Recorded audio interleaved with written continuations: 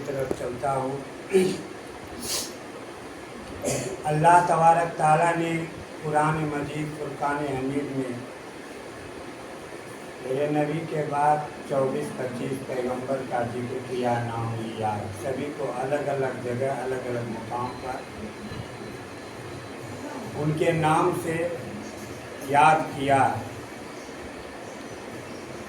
लेकिन जहाँ जहाँ हमारे नबी सरकार मदीना अहमद मुस्तफ़ा मोहम्मद मुस्तफ़ा सल्लल्लाहु अलैहि वसल्लम का नाम लेने का, उनको बुलाने का जब मामला आया तो अलग अलग अदाओं से कहीं पर हबीब करके पुकारा, कहीं पर ताहा करके पुकारा, कहीं पर यासीन करके पुकारा, कहीं पर या अय्युहल मुज़म्मिल करके पुकारा, कहीं पर या अय्युहल मुदस्सिर करके पुकारा। और एक जगह जो अल्लाह तबारक ताला ने हमारे नबी को, एक वक्त था जब हमारे नबी के ऊपर जब आयतें नाजिल हो रही थी, कुछ दिनों के लिए वो आयत का नाजिल होना मुनक़ता हो गया। इससे कुफ़ार मक्का आपके ऊपर तंजो तस्नी करने लगे, ताना मारने लगे। तो ताना मारने लगे तो उसके बाद फिर अल्लाह तबारक ताला की तरफ से वही का नुज़ूल हुआ और अल्लाह तबारक ताला ने जो कुछ दुनिया वालों को, इंसान की ज़िंदगी को सजाने संवारने के लिए दिया, तो बेहतरीन से बेहतरीन चीज़ जब देता है तो उसके लिए लोग कसम लेते हैं। तो अल्लाह तबारक ताला विभिन्न मोड़ पर अलग अलग चीज़ जो दुनिया में मखलूक पैदा की है तो सभी के नाम से कसम लिया। लेकिन हमारे नबी के नाम का जब कसम लेता है अल्लाह तबारक ताला तो किस तरीके से कसम लेता है, ध्यान से सुन, वज्जुहा, चास्त की कसम। अल्लाह तबारक ताला चास्त की कसम लेके बोल रहा है, वल्लैल इज़ा सजा, और रात की जब पर्दा डाले। ये चास्त का टाइम जब ख़त्म हो जाता है तो सूरज गुरूब हो जाता है। सूरज के गुरूब होने के बाद रात में उसके ऊपर जो है ना अपना अंधेरा, अपना चादर डाल देता है जिससे कि अंधेरा हो जाता है। उसका कसम लेके कुरान करीम में अल्लाह तबारक ताला इरशाद फरमा रहा है, मा वद्दअका रब्बुका वमा कला, कि तुम्हें अल्लाह हमारे नबी सरकार मदीना अहमद मुस्तफ़ा मोहम्मद मुस्तफ़ा सल्लल्लाहु अलैहि वसल्लम को जो तानो तस्नी किया करते थे मक्का वाले कि आपको आपके रब ने आपका साथ छोड़ दिया है, आपको भूल गया है, तो ऐसे मोड़ में अल्लाह तबारक ताला ने हमारे नबी के दिलजोई के वास्ते ये आयत नाज़िल फरमाया कि तुम्हें तुम्हारे रब ने ना छोड़ा और ना मकरूह जाना। आप सल्लल्लाहु अलैहि वसल्लम के दिलजोई के लिए ये कलाम पेश करें, ये आयत नाज़िल हुआ, वलल आखिरतु खैरुल लका मिनल ऊला, और बेशक अल्लाह तबारक ताला हमारे नबी पाक सल्लल्लाहु अलैहि वसल्लम को इरशाद फरमा कर कहते हैं कि और बेशक आपकी पिछली, आपका जो वो गुजर चुका पिछला जो आपका इस्लाह, आपका जो कारनामा, जो कर्म, जो अमल गुजर चुका, तो आपके लिए पहली से बेहतर है। आने वाला जो है उससे पहली से बिल्कुल बेहतर है। वाला सौफ यूती का रब्बो का फतर जा, और बेशक करीब है कि आपका रब आपको इतना देगा, इतना देगा, इतना देगा कि आप राजी हो जाएंगे। ऐ रब मेरे, ऐ महबूब मेरे, मैं तुम्हें इतना दूंगा, इतना दूंगा कि तुम राजी हो जाओगे। मुझे सामने कराम गौर करने का मुकाम उसी नबी पाक सल्लल्लाहु अलैहि वसल्लम की मीलाद को मनाने के लिए आज हम लोग इस जगह एक जगह जमा हुए हैं। अब सवाल ये होता है कि ये शख्सियत कौन सी है जिसके बारे में खुद खुदा इरशाद फरमा रहा है कि मैं तुम्हें इतना दूंगा, इतना दूंगा, इतना दूंगा कि तू राजी हो जाए। हम अल्लाह तबारक ताला को खुश करने के लिए सोचते रहते हैं कि किसी तरीके से अल्लाह तबारक ताला खुश हो जाए, मुझे शामिल करा, ताकि हमारी ज़िंदगी संवर जाए। अब जरा हम हमारे नबी के, हम लोग जो जानते हैं अपनी ज़ुबान से, हम इस्लाम को मानने वाले अपने अपने तौर तरीके से नबी को जिस नाम से, जिस तौर तरीके से, जिस तरीके से उनको महफिल मुनक़िद करके याद करते हैं वो तो अपनी जगह बेहतर है। अब ज़रा लीक से हट कर के मैं थोड़ा दूर के लिए मैं चलता हूँ कि गैर हमारे नबी के बारे में क्या सोचते हैं। ज़रा मैं उधर को चल रहा हूँ थोड़े देर के लिए, खास करके इमाम साहब और हाफिज जी ज़रा ध्यान देंगे। ज़्यादातर हिंदू विद्वानों की नज़र में हमारे नबी पाक सल्लल्लाहु ताला अलैहि वसल्लम का क्या मुकाम, हम लोग जो बयान करते हैं। अब रावी लिखता है, रिवायत करने वाला लिखता है कि अल्लाह तबारक ताला का हम वो उनका बयान करना, उनकी तारीफ बयान करना, समुंदर को स्याही बना दिया जाए और पूरी दुनिया के दरख्त को अगर कलम बना दिया जाए तो फिर भी उनकी तारीफ नहीं की जा सकती। उनके बाद हमारे नबी का भी तारीफ उनसे कुछ कम नहीं है। कम से कम उनमें अगर समुंदर सूख जाए तो यहाँ भी नदियाँ जरूर दरकार है। तो गैर कौम जो है, हिंदू लोग जो है हमारे नबी के बारे में जो उनके मोतबर लोग हैं, जो मानने वाले हैं, जिन्होंने इस्लाम पर रिसर्च किया है, उन लोगों की निगाह में हमारे रसूल सल्लल्लाहु अलैहि वसल्लम का क्या मकाम है। उन्होंने हमारे नबी को सल्लल्लाहु अलैहि वसल्लम को पूर्ण आदर्श माना है, पूर्ण आदर्श, आइडियल। सबसे बड़ी बात जो है, हमारे नबी को दुनिया में जो सबसे अव्वल मुकाम हासिल हुआ है, उसका कारण क्या है? हमारे नबी सल्लल्लाहु अलैहि वसल्लम वो अपनी ज़िंदगी में पूर्ण रूपेण आइडियल हैं, आदर्श हैं, खुली तौर पर। और इखलाक हसना उनका जो है, उसके ऊपर आज हम लेकर के चलेंगे। दुनिया और अध्यात्म का अद्भुत संतुलन हमारे नबी के अंदर, ये दुनियावी ज़िंदगी और आध्यात्मिक ज़िंदगी, ये दोनों ज़िंदगी जो है, दोनों का अद्भुत, अजूबा, अनोखा संतुलन, बैलेंस। दुनियावी ज़िंदगी में आपने क्या क्या बैलेंस करके दिखाया, आध्यात्मिक ज़िंदगी में आपने क्या क्या बैलेंस करके दिखाया, वो बयान करते हैं। दुनियावी ज़िंदगी में हम देखते हैं कि हमारे नबी शुरू में हज़रत खदीजा रज़ी अल्लाह ताला अन्हा का माल लेकर के, माल व असबाब लेकर के तिजारत के लिए, व्यवसाय के लिए गए। आप ताजिर हैं, व्यापारी हैं, और अच्छे तरीके से व्यापार करके उन्होंने लोगों के नज़दीक एक दर्श दिया, देखो व्यापार किसे करते हैं। और जब अपने दीन के ऊपर जब किसी तरीके का आँच आने लगा तो तलवार लेकर के मैदान जंग में कूद पड़े। आप सबसे बड़े योद्धा भी हैं, जंग करने वाले योद्धा भी हैं। और हमारे नबी हज़रत अहमद मुस्तफ़ा मोहम्मद मुस्तफ़ा सल्लल्लाहु अलैहि वसल्लम को जब गारे हिरा में हज़रत जिब्रील अलैहिस्सलाम कुरान की आयत लेकर के आते, इकरा बिस्मि रब्बिकल्लज़ी खलक़, खलक़ल इंसान मिन अलक़, यानी जो पढ़ ए महबूब आप पढ़िए। हमारे नबी तो बोलते मुझे तो पढ़ना नहीं आता है, तो वहाँ से जो वो आयत दिए आपको नबूवत के लिए, वो आयत ला करके दिए।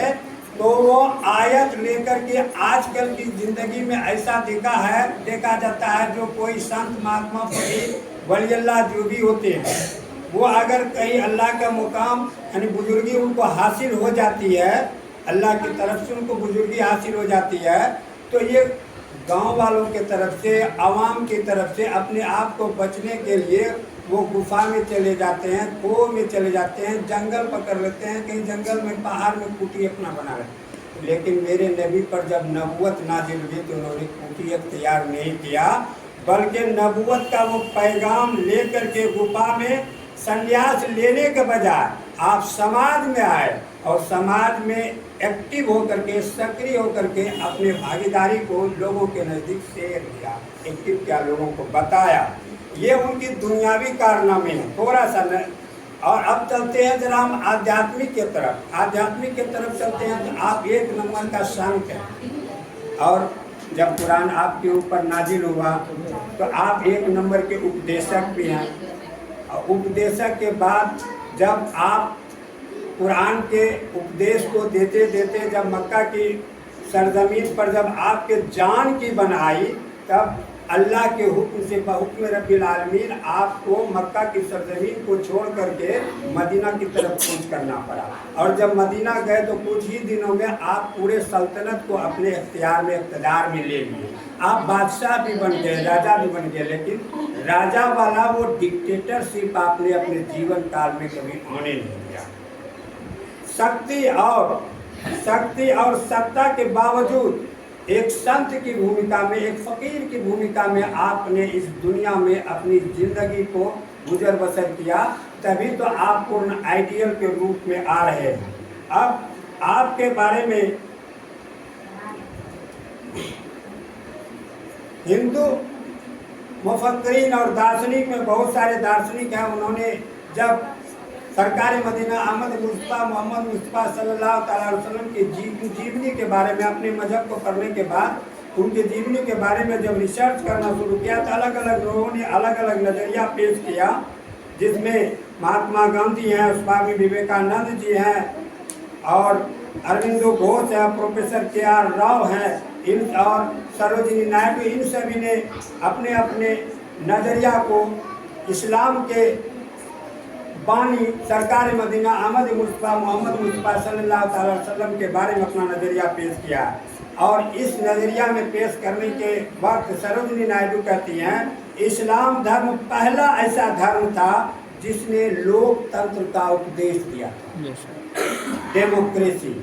सरोजिनी नायडू बोलती हैं, इस्लाम मजहब ऐसा मजहब था जिसने लोकतंत्र का सबसे पहला उपदेश दिया, और सिर्फ उसका उपदेश ही नहीं दिया, उसका पालन करके भी दिखाया। सरोजिनी नायडू का स्टेटमेंट है। आगे चलते हैं हम, स्वामी विवेकानंद जी फरमाते हैं, अब ईसा मसीह की बात आती है। ईसा मसीह के मामले में है कि अंग्रेज़ों से कभी एक मुद्दे पर मामला हो जाता है, तस्लीस खुदा की बात आती है। तीन तरीके से वो ईसा मसीह को मानते हैं। एक है कि वो खुद खुदा मानते हैं, एक है कि वो खुदा का बेटा मानते हैं, और एक है कि वो ईसा मसीह और मरियम अलैहिस्सलाम दोनों को खुदा मानते हैं, और एक है कि जो न्यूट्रल हैं, बिल्कुल राह हक पर वो चलते हैं। तो इसका जिक्र जो कुरान में आया, उन जिक्र अज़कार को हमारे नबी पाक सल्लल्लाहु अलैहि वसल्लम ने अपने उपदेश के दरमियान लोगों के नज़दीक पहुँचाया। तो इस पर ईसाइयों को कुछ लगा, तो इस पर ईसाइयों को कुछ लगने के बाद में स्वामी विवेकानंद जी फरमाते हैं हमारे नबी के बारे में, ईसा मसीह मोहम्मद सल्लल्लाहु अलैहि वसल्लम का न्याय, ईसा मसीह और मोहम्मद सल्लल्लाहु अलैहि वसल्लम का न्याय कर सकते हैं, वो खुद कर सकते हैं। ईसा मसीह अपना और हमारे नबी पाक सल्लल्लाहु अलैहि वसल्लम के मामले में जो मामला है उसका न्याय वो खुद कर सकते हैं। उसके न्याय में हमें और आप लोगों को दखलंदाजी करने की कोई ज़रूरत नहीं है। ये वो स्वामी विवेकानंद जी फरमाते हैं। आगे फिर कहते हैं विवेकानंद जी का ये दृढ़ विश्वास था कि धार्मिक विविधता, ये अनेकों प्रकार के जो धर्म हैं, अलग अलग धर्म के मानने वाले सभी लोग हैं, खुदा की मनसा, तो वो स्वामी विवेकानंद जी का कहना है धार्मिक ये दृढ़ता का, विवेकानंद का दृढ़ विश्वास था कि धार्मिक विविधता ईश्वर की ही इच्छा है। उन्होंने सभी धर्मों को एक समान पवित्र माना, शुद्ध माना, पवित्र माना, पाक माना, और इस्लाम के पैगंबर सल्लल्लाहु अलैहि वसल्लम के प्रति किसी भी पूर्वाग्रह से इंसान ग्रसित हो जाता है। फोबिया, जैसे अभी पूरे हिंदुस्तान में ज़्यादातर, हिंदुस्तान की अगर मैं बात करूँ तो पूरी दुनिया में इस्लामोफोबिया चला, उसी को बोलते हैं पूर्वाग्रह। और बिना किसी पूर्वाग्रह को खारिज करते हुए उनके ईश्वरीय संदेश वाहक, यानी हमारे आका सल्लल्लाहु अलैहि वसल्लम को ईश्वरीय गॉड का मैसेंजर, संदेश वाहक होने का गहरा सम्मान किया स्वामी विवेकानंद ने। आगे हम फिर देखते हैं अरविंदो घोष ने क्या कहा, मोहम्मद सल्लल्लाहु अलैहि वसल्लम को योगी श्रेष्ठ कहा है, योगी श्रेष्ठ, महायोगी। अब योगी या आदित्यनाथ योगी नहीं समझ लीजिए आप, ये योगी किसे कहते हैं। अब योगी का जो परिभाषा जो दिया है उसको भी बताते हैं। गीता में अरविंदो घोष बताते हैं मोहम्मद सल्लल्लाहु अलैहि वसल्लम के बारे में, गीता में जिस निष्काम कर्म की बात कही गई है, निष्काम कर्म माने बिना किसी बोलवा के, बिना किसी लगाव और अथी के जो बात कही गई है, वह बात मोहम्मद सल्लल्लाहु अलैहि वसल्लम के जीवन में पूर्ण रूपेण देखने को मिलता है। दुनिया में आदमी तो बहुत आए, गीता ने उपदेश दिया, कृष्ण जी ने महाभारत के मैदान में गीता में बहुत सारा उपदेश दिया, उन उपदेश में ये भी एक होता है निष्कर्म कर्म, निष्काम कर्म, बिना किसी स्वार्थ के हमको कर्म अपना करते जाना है। ये नहीं कि हम कर्म किए तो कर्म का हमको बदला मिलेगा। अब सवाल यहाँ पे आता है एक योगी किसे कहते हैं? योगी वो और महायोगी कहते हैं। जब योगी उसको कहते हैं जब वो योग करना शुरू कर देते हैं तो खुद को जो है वो अपने आप को भगवान के चरणों में समर्पित कर देते हैं। उसी तरीके से हमें भी ये सिखाया गया, हमारे नबी पाक सल्लल्लाहु अलैहि वसल्लम के जरिए दर्स व तदरीस दी गई है कि आप जब अल्लाह के इबादत में खड़े हो जाइए मुसल्ला पर तो अपने आप को बिल्कुल न्यूट्रल बना लीजिए, बिल्कुल जीरो बना लीजिए। ये मत बनाइए कि हम मास्टर मोइन है, वो डॉक्टर साहब है तो हम हाफिज हैं। अपने आप को कुछ नहीं, खुदा के हुजूर में बिल्कुल शून्य बना लेना है। तभी आपका कनेक्शन अल्लाह के बीच जो अच्छी तरीके से आपका इबादत का कनेक्शन जो है वो अच्छी तरीके से सरे अंजाम हो पाएगा। इसी को और जो इसमें परिपूर्ण हो जाते हैं वो मुकाम हासिल हो जाते हैं, वही महायोगी कहलाते हैं। अब तो ये तो अरविंदो घोष का कहना है। अब जरा महात्मा गांधी जो जिन्होंने हमारे देश को आज़ाद कराया और उस आज़ादी की लड़ाई में जो गांधी जी ने जो हथियार अपनाया था, 3-4 गो हथियार अपनाया था। सादगी, जब उनको ज्ञान हुआ 1924 ईस्वी के बाद यंग इंडिया में उन्होंने लिखा, जब उन्होंने मोहम्मद सल्लल्लाहु अलैहि वसल्लम की जीवनी और आपका अखलाक हसना, आपका अमली ज़िंदगी को जब उन्होंने अपने जीवन में मुताला किया तब उन्होंने खुद को उस तरीके से न खुद अपने जीवन में सादगी लाई गांधी जी ने, और अपने जीवन में 2-3 हथियार उन्होंने इस्तेमाल किया, सत्य और अहिंसा। गांधी जी सत्य और अहिंसा के पुजारी बने।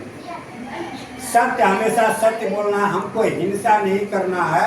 इसी के बल पर उन्होंने गांधी जी ने अपने देश को, यही उनका हथियार था, उसी को लेकर के उन्होंने अपने देश को आज़ाद कराने का सोचा और हमारे मुल्क को आज़ाद कराया।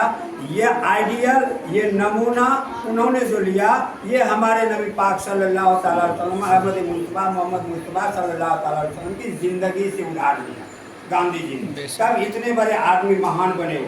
तो महात्मा गांधी का कहना था, मैं उस व्यक्ति के जीवनी की सर्वश्रेष्ठ हिस्से को जानना चाहता हूँ, जिसका मैं फॉलोअर बनना चाहता हूँ, जिसको मैं अपना आइडियल बनाना चाहता हूँ, उसके ज़िंदगी के बेहतरीन हिस्से के ज़िंदगी को मैं जानना चाहता था, जिसका आज लाखों दिलों पर निर्विवाद रूप से राज है।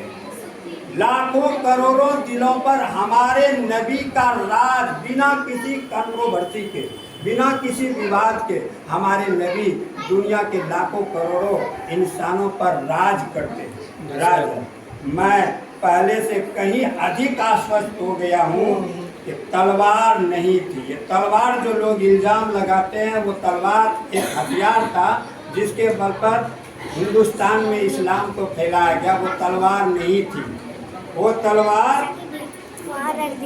तलवार नहीं थी जिससे उन दिनों इस्लाम के लिए जगह बनाई गई हमारे देश में या दुनिया के खित्ते में। वह पैगंबर सल्लल्लाहु अलैहि वसल्लम की सादगी थी। अपने वादों के प्रति उनका अटूट सम्मान था। जो वादा उन्होंने अपने जीवन में जिनके साथ किया, उस वादा को रहते जिंदगी तक निभाया और ईश्वर पर उनका पूर्ण विश्वास था, पूरा भरोसा है। गज़वा खंदक की बात को देखते हैं, कुफ़ारे मक्का एक मिसाल हम आप लोगों को पूर्ण विश्वास कैसे होता है।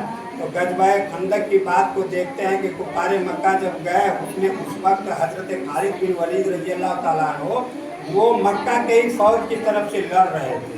तो उसको अति करने के लिए, बचाने के लिए एक इन्हीं के तरफ से एक आदमी मदीना की तरफ गए और हमारे नबी पाक सल्लल्लाहु अलैहि वसल्लम को एक मशवरा दिया कि मक्का की फौज का मुकाबला करने के लिए आपको मदीना के चारों तरफ आपको एक बहुत बड़ा खंदक खोदना है। एक बहुत बड़ा खंदक खोदा गया था। उस खंदक को खोदने में एक बहुत बड़ा पत्थर आ गया था और पता है जब वो खंदक खोदा जा रहा था तो हमारे नबी के वक्त का फाका उनको था, भूखे थे, खाने को मना अनाज नहीं था, और पेट में पत्थर बांध करके गमछी से बढ़िया से लपेट करके एक पत्थर जब बीच में जब खोदते खोदते जब मिल गया तो कोई भी आदमी अपने फावड़े से उस पत्थर को तोड़ नहीं चूर नहीं कर पाया।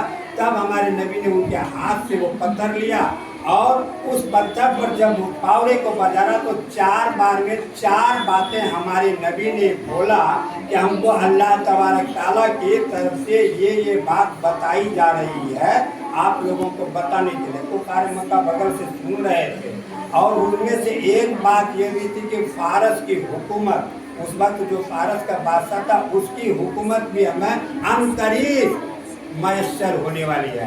इस पर कुफारे मक्का बहुत हंसे। मक्का का तो ठिकाने नहीं है, चला है फारस को हासिल करने के लिए, फारस को फतह करने के लिए। मुअज्जज़ शामिल कराम, तो हमारे नबी पाक सल्लल्लाहु अलैहि वसल्लम ने उनको अपने नबी अपने खुदा पे इतना विश्वास था कि जो बात उनको बताया तो पूरा दृढ़ विश्वास हो गया कि ये बात होके रहेगी, ये घटना घटित हो करके रहेगी। के एस रामकृष्ण जो हैं वो मैसूर यूनिवर्सिटी के बहुत बड़े वो फलसफा के प्रोफेसर हैं। उन्होंने भी मोहम्मद सल्लल्लाहु अलैहि वसल्लम की जीवनी के बारे में रिसर्च, और रिसर्च करने के बाद आप सल्लल्लाहु अलैहि वसल्लम की ज़िंदगी के बारे में उन्होंने ये कहा, ये तो पूर्ण आदर्श है, और इस पूर्ण आदर्श को किसी एक गोशे में इनकी ज़िंदगी इनकी लाइफ का स्केच बना देना, उसका व्याख्यान दे देना, ये कभी संभव नहीं है। तो किसी एक तरीके से इसको कैद कर देना संभव नहीं है। तो क्या होना चाहिए, तो मोहम्मद सल्लल्लाहु अलैहि वसल्लम की जीवनी को ऑल राउंड देखा जाना चाहिए कि वो क्या है, बैक वक्त एक वक्त में वो क्या क्या, एक वक्त में उन्होंने हमारे नबी पाक सल्लल्लाहु अलैहि वसल्लम का जो तारीफ किया है, वो तारीफ में उन्होंने क्या लिखा है वो देखिए। वो एक वक्त में पैगंबर है, पैगाम लाने वाला, अल्लाह ने जो उसको पैगाम दिया उस पैगाम को हमारे बीच बजरिए जिब्रील के हम तक पहुंचाया। दूसरा, वो बहुत बड़े संत हैं, योगी महायोगी जो भी को वो खुद हैं, हमारे नबी पाक सल्लल्लाहु अलैहि वसल्लम वो खुद बहुत बड़े योगी हैं। तीसरा देखते हैं, वो बहुत बड़े न्यायाधीश। मुअज्जज़ शामिल कराम, मदीना की सरजमीन में एक फैसला हम लोगों ने पढ़ा होगा, इमाम साहब बार बार तकरीर में बताते हैं, हमारे वालिद साहब भी बराबर तकरीर में बताते थे कि यहूदी और मुसलमानों का मामला था पानी के पटवन को लेकर के। तो यहूदियों का खेत बगल में पड़ता था, मुसलमानों का खेत उससे हट करके। तो आया जब फैसला के लिए आया हमारे नबी पाक सल्लल्लाहु अलैहि वसल्लम के पास, तो हमारे नबी पाक सल्लल्लाहु अलैहि वसल्लम ने पहले पानी पटवन करने का फैसला किसके हक में जजमेंट दिया? यहूदियों के। वो न्यायाधीश हैं, आज की तरह हिंदुस्तान की तरह वो न्याय करने वाले और यहाँ के राजा की तरह वो नहीं, ऐसे न्यायाधीश हैं, कानून निर्माता। जो कुछ भी इंसानी जिंदगी चलने के लिए हमको बताने के लिए सही रास्ता सिरात मुस्तकीम पर हम कैसे चलें, वो बात चलने के लिए जो बात हमको कुरान से मिल गई वो मिल गई, जो बात हमको कुरान में नहीं मिला उसको आप सल्लल्लाहु अलैहि वसल्लम अपनी जुबान से सयाको सबा जमनो जमा व मकान के हिसाब से उस तरीके से उन्होंने हदीस अपने जुबान से जारी किया, जो कि उनका कानून बन गया। और जब हमारे नबी मोहम्मद पाक सल्लल्लाहु अलैहि वसल्लम इस दुनिया में नहीं आए थे तो औरतों का हाल बहुत बुरा था। ये औरतों को लोग जो है ना ये तिजारत समझते थे। बेटियों को पैदा होते ही दर्ब और ज़मीन में उसको दफन कर दिया जाता था। तो हमारे नबी पाक सल्लल्लाहु अलैहि वसल्लम महिला के उद्धारक बन करके इस धरती पर आए। आज कोई भी कुछ भी कर लें, हर जमाने में महिलाओं के प्रति अत्याचार होता रहा, लेकिन हमारे नबी पाक सल्लल्लाहु अलैहि वसल्लम जब धरती पे आए, मक्का की सरजमीन पर आए, तो इस महिलाओं के साथ बहुत बड़ा मान सम्मान किया गया। आज हमारे कौम में मानने वाली कुछ मॉडर्न महिलाएं ऐसे हैं जिनको कि हमारे मजहब का सही से कुछ ज्ञान नहीं है, वो अपने मजहब के वो हदबंदी, वो हद जो है उसको वो बैरियर और जेल लगता है, और जब वो जेल तोड़ करके कुछ बोलना चाहते हैं तो बिल्कुल इस्लाम से वो बाहर हो जाते हैं। मुअज्जज़ामिन करम, तो महिलाओं के उद्धारक है, दासों के रक्षक। हमारे नबी के आने के पहले तक पूरा अरब और अफ्रीका महादेश, यूरोप महादेश दासों का खरीद बिक्री आम चीज़ों के तरह, आम वस्तुओं की तरह होता था। लेकिन हमारे नबी पाक सल्लल्लाहु अलैहि वसल्लम ने इस दास के खेल को ख़त्म कर दिया और जहाँ तक मुमकिन हो सके कहा कि दास को आज़ाद करना, गुलाम को आज़ाद करना, ये बहुत बड़ा बेहतरीन फेल है। तो हमारे नबी पाक सल्लल्लाहु अलैहि वसल्लम, ये मैं नहीं कह रहा हूँ, ये के.एस. राव कृष्ण, ये राम कृष्ण जो है फलसफी, वो उनका कहना है, समाज सुधारक। हमारे नबी पाक सल्लल्लाहु अलैहि वसल्लम, इनके ऊपर जब वही नाजिल हुई, ये उपदेश देने के लिए कोई भी नहीं चले गए, समाज में आए, समाज में उनके द्वारा और अपने कारनामों के द्वारा, अपने अखलाक हसना के द्वारा, अमली ज़िंदगी के द्वारा लोगों को, समाज को सुधारने का प्रयास किया। और अनाथों का आश्रयदाता, उस वक्त यतीमों का कोई पुरसान हाल हमारे नबी के पहले नहीं था अरब की सरजमीन पे। और जब हमारे नबी पाक सल्लल्लाहु अलैहि वसल्लम आए तो जिस अनाथों का कोई नहीं था, उसका खुद को गार्जियन बन करके एक नमूना, एक नज़ीर पेश किया। ये बात बता रहे हैं। आगे चलते हैं मैदान जंग। इतना बात होने में जब अपने मजहब का जो प्रचार और प्रसार कर रहे हैं, उसको पैसे यानी मैसेज दूसरों को जब दे रहे हैं, तो आम दूसरे जो मानने वाले मजाहिब के लोग थे, उनसे तो झगड़ा होगा ना, विवाद होगा ना। तो युद्ध भी हुआ और युद्ध के मैदान में खुद को जो है वो घेरा में रहने वाले नहीं हैं। कभी अपने आप को इन्होंने ये तलवार अपने हाथ में लेकर के कहीं पर ट्रेनिंग नहीं लिया, लेकिन मैदान जंग में जाते हैं तो खुद को सेनापति, कमांडर इन चीफ बनते हैं। आप मैदान जंग में सेनापति हैं। और जब मदीना मुनव्वरा की सरजमीन पर जब आ गए, मदीना की सरजमीन पर आ गए और मदीना जब पूरा फतेह हो गया, फतेह होने के बाद आपके अंदर बादशाहत भी आ गई, लेकिन वो डिक्टेटरशिप वाला, आजकल वाला वो बादशाह नहीं, खुद को बादशाह हो करके बादशाहों में भी फकीरी उन्होंने। सलामुन पर के जितने बादशाही में फकीरी।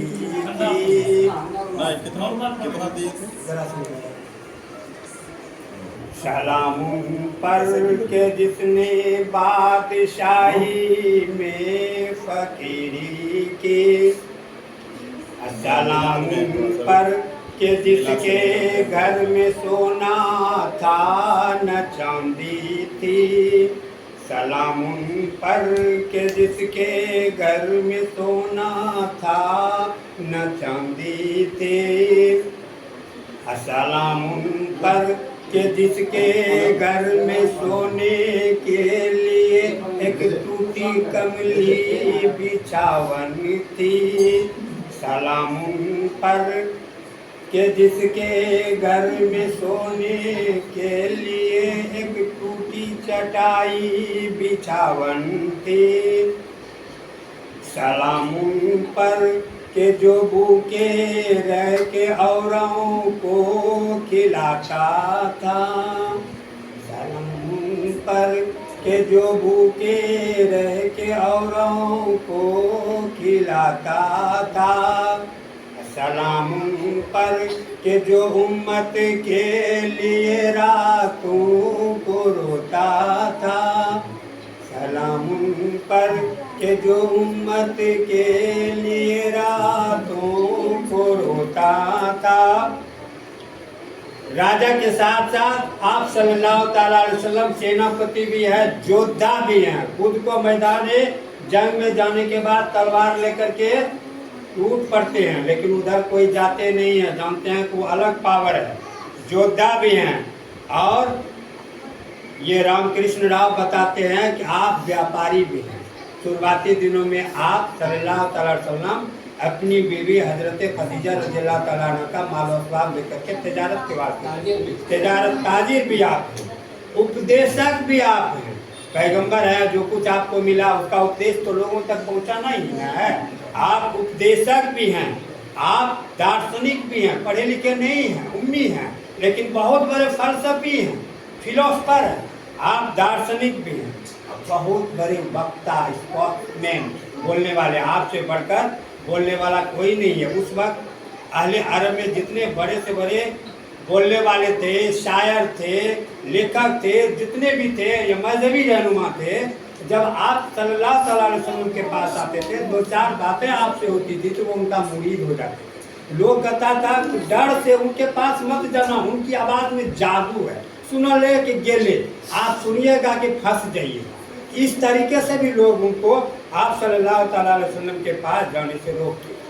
मुअज़्ज़िज़ सामीन किराम, एक हाल के दिनों में एक और हिंदू विद्वान स्वामी लक्ष्मी शंकराचार्य जी ये आए, जिन्होंने कि हमारे दीन इस्लाम के ऊपर इन्होंने बहुत घटिया किताब लिखा, और किताब का नाम था इस्लाम और आतंकवाद। इन्होंने लिखा और बहुत खराब सी बातें इस्लाम के बारे में जो उनको सुना, उनके और पूर्वज उनको पूर्वाग्रह के अनुसार जो सुनाए थे, उसके अनुसार जब इस्लाम पे उन्होंने लिखा तो बहुत घटिया सब बात लिखा और वो किताब लिखा।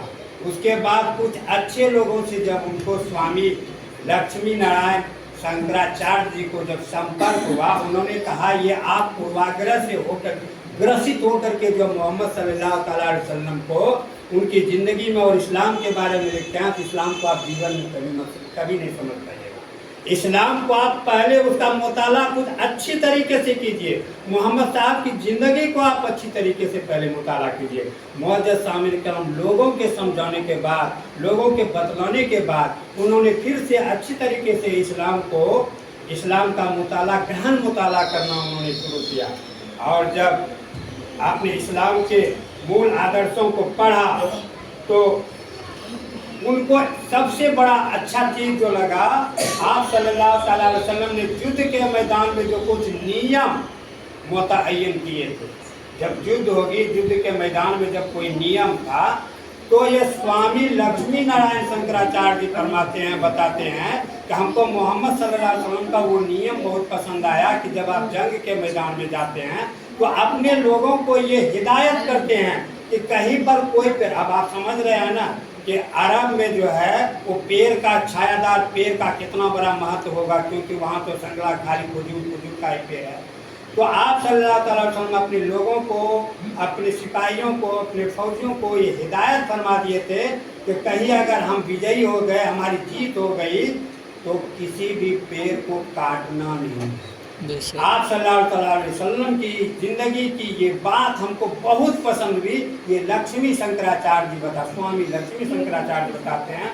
और दूसरा बात उन्होंने ये बताया कि वो ये है कि जब आप किसी अपने हरीफ के ऊपर आप जब विजय पा लेते थे, उनको आप जब जीत लेते थे, तो उनकी बहू बेटियों को पकड़ करके और दूसरे बादशाह जिस तरीके से बेहुरमती और टॉर्चर किया करते थे, उस तरीके से आपने अपने सिपाहियों को नहीं दिया था। आपने हिदायत दिया था जो भी औरतें जीत करके हमारे यहाँ आए, उनको भी पर्दा के साथ, इज्जत और एहतराम के साथ हमारे शिविर में मुअज़्ज़िज़ सामीन।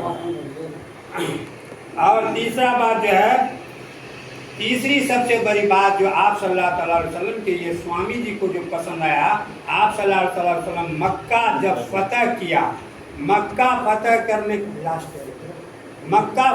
करने के बाद उस वक्त लगभग 1,24,000 के समथिंग आदमी मक्का फतह के बाद हुजूर सल्लल्लाहु अलैहि वसल्लम के साथ जो हज करने के लिए गए थे, उस वक्त 1,24,000 लगभग आदमी हज कर। मक्का फतह के बाद ये शंकराचार्य जी बताते हैं कि आपके ज़िंदगी का सबसे बढ़िया आदर्श हमको वो नज़र आया जो आदमी तलवार लेकर के आपके जान के दुश्मन थे, आपको ख़त्म करना चाहते, उनसे जब मुकाबला हुआ, उनके ऊपर जब आपकी जीत हुई, तो जीतने के बाद आपने समूचे मक्का वालों को, अपने दुश्मनों को माफ़ कर दिया। मुअज़्ज़िज़ सामीन किराम, तो ये इनका जो है, इन्होंने जब ये स्टेटमेंट पढ़ा तब इनका दिमाग बदला। और जो किताब उन्होंने लिखा था उसके बारे में लिखा था, इब्तदाई दौर में मैंने जो इस्लाम के बारे में, इस्लाम और आतंकवाद लिखा है वो हमारी भूल थी, उसको उसमें हम अपना सुधार लाते हैं। इस्लाम आतंक या आदर्श। फिर उन्होंने किताब लिखा अपनी रहती ज़िंदगी तक, इस्लाम आतंक है या फिर आदर्श है। तो उन्होंने लिखा कि इस्लाम जो है वो आतंक नहीं है बल्कि इस्लाम आदर्श। अभी हाल में अभी जिंदा है एक और बहुत बड़े विद्वान डॉक्टर वेद प्रकाश जी, इन्होंने वेद का बहुत अच्छा अध्ययन किया और वेद के साथ साथ इन्होंने कल की अवतार का भी अच्छा अध्ययन किया।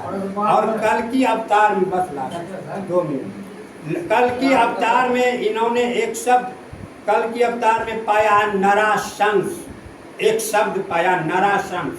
और नराशंस के मानी क्या होता है? बहुत अधिक प्रशंसनीय।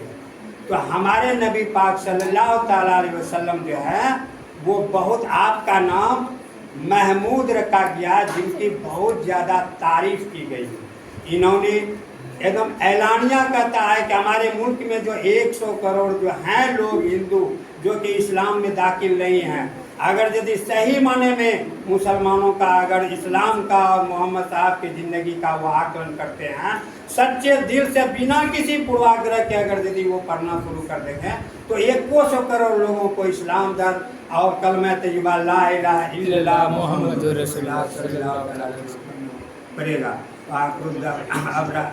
वाकुदावाना अनिल्हम्दुलिल्लाहि रब्बिल आलमीन। मुझे शामिल कराओ। ये मैं ज़रा लीक शेयर करके हमारे नबी पाक सल्लल्लाहु अलैहि वसल्लम की ज़िंदगी के बारे में मैं जो कुछ भी जमा करके जमा पूंजी लाया तो आप लोगों के नज़दीक बयान किया। और इस तकरीर के दरमियान में मैं आप लोगों से मुतमन्नी हूँ कि आप हाथ उठा के मेरे लिए दुआ कर दीजिएगा कि अगर बाई चांस कसदन या शहवन छोटी मोटी गलती अगर हो गई हो तो वो अल्लाह तबारक ताला माफ़ करे। और आप लोगों को जो कुछ भी मैंने बताया उस पर चलने की तौफीक और रफ़ीक अता फरमाए। अस्सलाम वालेकुम। आइए अब आप लोग